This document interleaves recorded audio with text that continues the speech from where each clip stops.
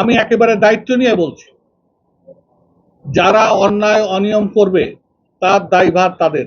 এরকম যদি কোনো পেট্রোল পাম্প করে থাকে, আমি একটু শেষ করি, আপনি প্রত্যক্ষদর্শী, আমরাও তো প্রত্যক্ষদর্শী।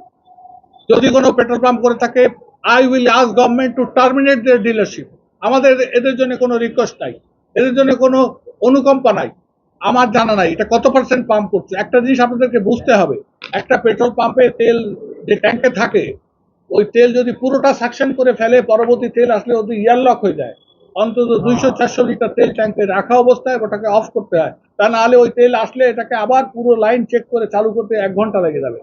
আপনি যদি বলেন স্পেসিফিক কোনো পেট্রোল পাম্পের কথা যে তেল থাকা অবস্থায় তেল দেয় নাই, সে সুযোগ আর এখন নাই।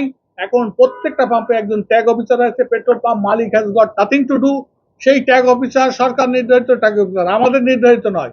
উনি কতটুকু তেল আসছেন, কয়টা পর্যন্ত দিবেন, কাকে কতটুকু দিবেন, এটা নির্ধারণ করার ব্যবস্থা হয়েছে আজকের থেকে। এবং পেট্রোল পাম্পের ম্যানেজার মালিক কারোর সাথে কথা বলার দরকার নেই।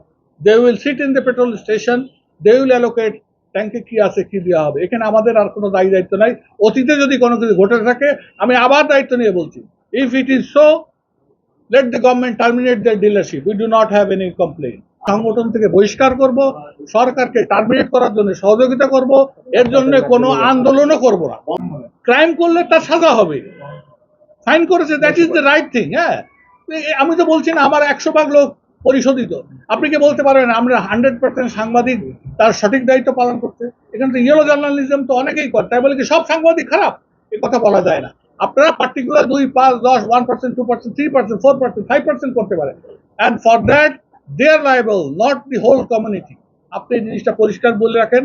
আমরা আমাদের পক্ষ থেকে এই পাম্পগুলির ডিলারশিপ টার্মিনেট করার জন্য সরকারকে 100 ভাগ সহযোগিতা করব, এবং এর জন্য কোনো ধর্মঘট, কোনো আক্ষেপ আমাদের থাকবে না, কোনো আমাদের পেট্রোল পাম্প মালিকদেরকে নসিহত করার জন্য আমরা দিন রাত 24 ঘন্টা নসিহত করছি। আমাদের নসিহত যারা শুনছে না, দে আর ডুইং দ্য ক্রাইম। সরকার নসিহত করছে, তারা শুনছে না। আমি বলছি তো, আপনার সংগঠনের পক্ষ থেকে এটার কোনো দায়িত্ব তারা নেবে না। নসিহত তো অবশ্যই করা হচ্ছে, তারা যদি না মেনে ভুল পথে যায়, দে উইল সাফার। আমরা তো সেই জন্য টার্মিনেট করতে বলছি।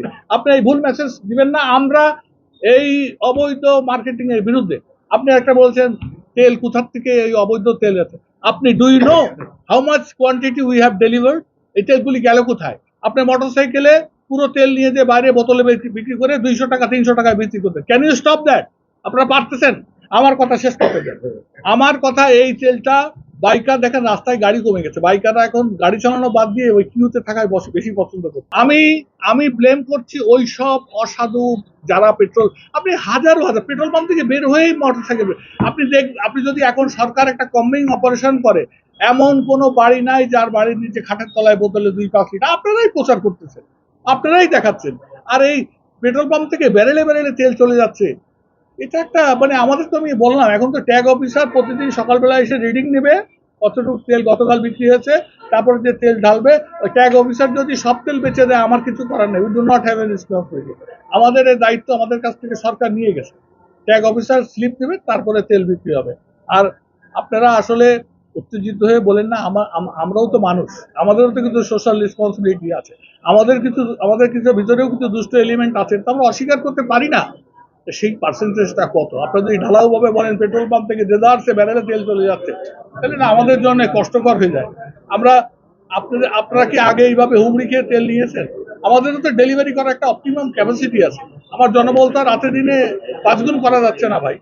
আমাদের এই যে জনবল আছে, সেই জনবল দিয়েই এই পুরো কিউতে আমরা নাই অসৎ। আমরা এই যে ট্রাস্ট পাম্পে সারাদিন রাত 24 ঘন্টা তেল দিচ্ছে, বন্ধ হচ্ছে লাইন, কোথায় আমাদের ওখান থেকে কোথায় তেল? ওনারা হাইয়েস্ট 65-66 হাজার লিটার তেল পাচ্ছেন প্রতিদিন।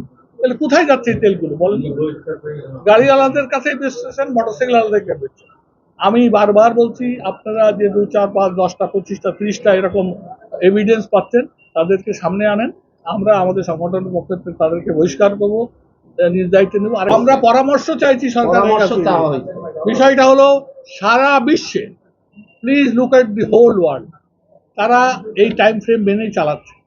তারা জনগণের জন্য পাবলিক বাসের ভাড়া উঠাই দিচ্ছে, গাড়ি যাতে বের না করে। কি জন্য করছে? কারণ তো নিশ্চয় আছে। আপনার এই যে 2টা থেকে 3টা কে দায়িত্ব নিবে বলেন তো, যদি পাম্পে আগুন ধরায় দিয়ে মারামারি করে? আপনারা এত বড় দুর্ঘটনা, একটা পেট্রোল পাম্পের ম্যানেজার রাত্রেবেলায় তেল দিয়ে বাড়ি যাওয়ার মতো তাকে গাড়িতে চাপা দিয়ে ফেলল। কত ক্রোধ, কত থাকলে এই ঘটনা ঘটতে পারে? Can you take this responsibility যে দুর্ঘটনা আগুন জ্বালায় যায় কোনো একটা পাম্পে, কোনো পাম্পের কর্মচারী? কেন রাতেই তো সব দুর্ঘটনা ঘটে। এখন আপনারা বলতেছেন এটা আমরা আমাদের প্রস্তাব করেছি, আমরা উস্কেও দিচ্ছি না। আমাদের পাম্পের ট্যাঙ্কের মধ্যে যতটুকু তেল থাকে, সরকার এই কথাও বলেছে, যদি তেলের মূল্য বৃদ্ধি পায়, যার ট্যাঙ্কে যা আছে সব বেচে তারপর নতুন মূল্য ইমপ্লিমেন্ট করতে।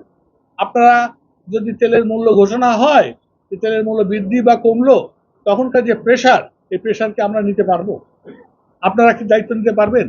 শুধু আমাদেরকে যদি ব্লেমই করেন, আমরা যে এত বড় একটা এই 18 কোটি মানুষের কাছে দাঁড়ায় আছে 2325টা পেট্রোল পাম্প, আপনি যেটা জানতে চাচ্ছিলেন। উনি যেটা বলছেন ফিলিং স্টেশনের ম্যানেজাররা বলছে পর্যাপ্ত তেল পাচ্ছে না, সেটা তো অবশ্যই ঠিক।